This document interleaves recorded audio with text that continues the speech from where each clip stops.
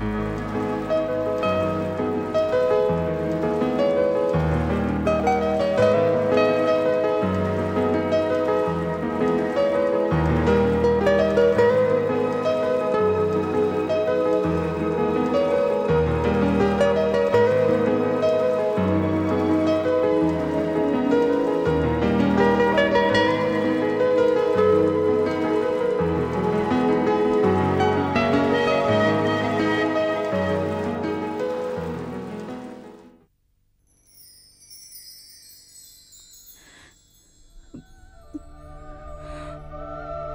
Mother, నువ్వెలాగైతే కోరికలన్నింటినీ అధిగమించి సన్యాసినిగా మారి సమాజ సేవే పరమావధిగా భావించి జీవించి తరించినావో అటువంటి జీవితాన్నే నాకు ప్రసాదించు.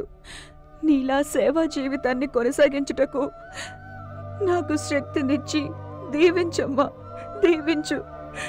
ఉద్రేకాలను, ఆవేశాలను అధిగమించుటకు కావలసిన మనోనిబ్బరాన్ని ప్రసాదించు.